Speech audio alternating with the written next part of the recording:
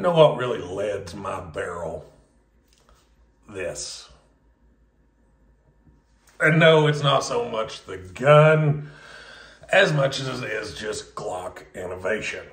So welcome back to the Gun Dungeon. This is the first episode of what I'm going to call Gun Dungeon Gab. This may be the only episode, who knows. Of course, this video is being recorded in my work apartment. The idea is I will do some of these from the Gun Dungeon, hence Gun Dungeon Gab.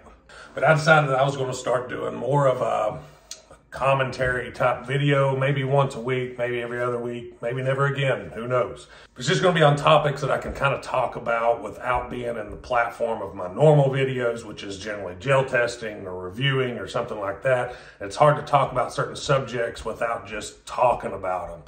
So we'll see how this goes. Let me know in the comments if you like it or not. We may never do it again, who knows.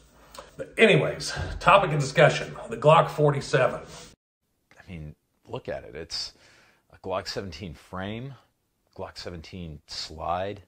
It uses the MOS optics mounting footprint. It's a Glock 17 MOS. Yeah, it's got maybe some aggressive slide serrations. It uses my favorite Ameriglow bold iron sights, but so what? Let's talk about the Glock 47 just a little bit first. I saw it was the Firearm Blog, TFB, James Reeves. He put out a video on it, kind of talks about what it is, and essentially it's a Glock 17 Gen 5, but it has the Glock 19 recoil spring assembly, which means you can put that slide on a Glock 19 frame. But it doesn't come with the Glock 19 frame. It comes with the 17 frame. So in order to have the Glock 19 frame with the Glock 47 slide, you have to buy the Glock 19 and the 47 and then merge the two together. So if that's the appeal, I understand that the gun was initially designed for Customs and Border Patrol agents and released that way. It's going to be released to the public after SHOT Show, but it was designed for the Customs and Border Patrol agents. But to me, it's a Glock 17. Unless those guys plan on putting the slides on their Glock 19s, it's a Glock 17 with a shorter recoil spring. So it doesn't really make a lot of sense. And just Glock innovation in general, for how many years now have they been just changing little teeny tiny things here and there? And, you know, that's the best you get. Outside of like the Glock 43 or the Glock 48, which was single stack variants, which really wasn't that innovative, especially considering that they were about 10 years late to the market doing it after the Shield and all that had already hit the market. Because they'd had the Glock 36, which was the single stack 45 for a long time. So single stack wasn't actually something new to Glock.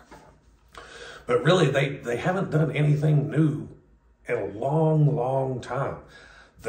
The big press release that they had for the Glock 44, I mean, I was tuned in. I was taking time off of work to watch it on the computer. It was the countdown, and I was so excited. I was like, yeah, this is going to be the pistol caliber carbine. 22 Glock 19. Come on, guys. If they were making the 47 and releasing it to the public to appeal as a compatible option with the Glock 19, because they know people want the Glock 19 size frame with the Glock 17 length slide, you know, because the slide length's really not what you have a problem concealing. It's the grip length. So then you get the better ballistics with the Glock 17 barrel. But if that's what they were appealing to the market with, why not release it with the Glock 19 frame? Then it would actually be a different gun. Granted, it's still just them picking different parts out of the parts bins, essentially, putting them together and calling it something new, like the Glock 19X 17 frame with a 19 slide, which nobody really asked for. I know a lot of people like them. They're Glock, they're Glock. So they're good guns, don't get me wrong, but nobody really asked for that, and it's nothing really new. I mean, we've got third-party companies that's been making the variant of the 47 that everybody's going to do with the 19 frame and the 17 slide. They've been making them for years, and here comes Glock 10 years down the road. Oh, yeah, that's a great idea. Let's see how we can make money on it. And essentially, their marketing ploy is let's just release something new with little changes and hope all of our fanboys go out and buy it. That's going to sound like I'm a Glock hater, and I'm not. I love Glock. I think Glocks are fantastic handguns. I mean, I shoot a lot of Glocks, own a lot of Glocks, but they just haven't done anything new. I mean, they've taken a back seat to almost every company that's producing reliable handguns. SIG, Springfield, I mean, all of them are making new stuff constantly. Not Glock. Not Glock. The Gen 5 was marksman barrel and back to a Gen 2 frame. I mean, I know there was more than that, but that's essentially what it was. Let's not kid ourselves and act like there was something groundbreaking from the Gen 4 to the Gen 5. It really wasn't. Yeah, it's just, why don't just release the PCC Glock? Release a pistol caliber carbine. That's what we all want. We all want a pistol caliber carbine. I did see rumor of an AR, a Glock AR.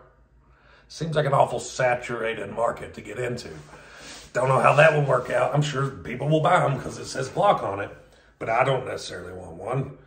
I want a Glock pistol caliber carbine. Or, if you're listening, Glock, a single stack, maybe 9+1, 10 millimeter, about the size of the G48. You could get me on board with that. I would buy a new Glock if you came out with that. So yeah, I'm not going to run this video on super long. It's not really wanting to make this like a rant, but it just, they just keep doing the same stuff over and over and over.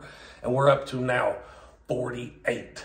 We have a G17 all the way up to G48 of different models that are all almost the same thing, except for the subcompact, compact, large, and then the target size. Essentially the same. Single stack, of course. But that's a lot of models and not much of a change anywhere. I almost wish they would bring the Glock 1911 meme that floated around the internet for years and years. If they do that, that would be something different. Granted, everybody makes 1911s now, but it could be something different than just a different slide on a different frame, which third-party markets have been filling that gap for years now. But, all right, that's about enough ranting I'm going to do with Glock. Like I said, I'm not a Glock hater. I like the Glocks. I own Glocks. I carry Glocks. I mean, I love them. They're a one-trick pony so far. They're going to have to change something soon because, I mean, all the other handgun manufacturers are moving past where Glock is, and Glock's going to be left sitting on the side. They're doing the old Colt marketing scheme where Colt had their one-trick pony, and they had their government contracts with the 1911s and the M16s, and they didn't really change anything. And then when that fizzled out, now look at them. They're owned by CZ now. So it's not a great marketing strategy to just ride it out as far as you can with your one success, and that seems to be what Glock is doing, and Colt, what they did. But let me know in the comments what you all think. If you haven't seen the James Reeves video of the Glock 47, go check it out. Of course, he likes it. He hops it up, which a lot of the Glock people are going to like it. They're going to love it. They're going to talk about how great it is, but it's a Glock 17 with a 19 recoil spring. That's what it is. So anyways, let me know in the comments what you think. Don't forget to hit like and subscribe, guys. And if you like this video, we may do another one next week. So keep an eye out for that. Till next time, guys, stay tuned.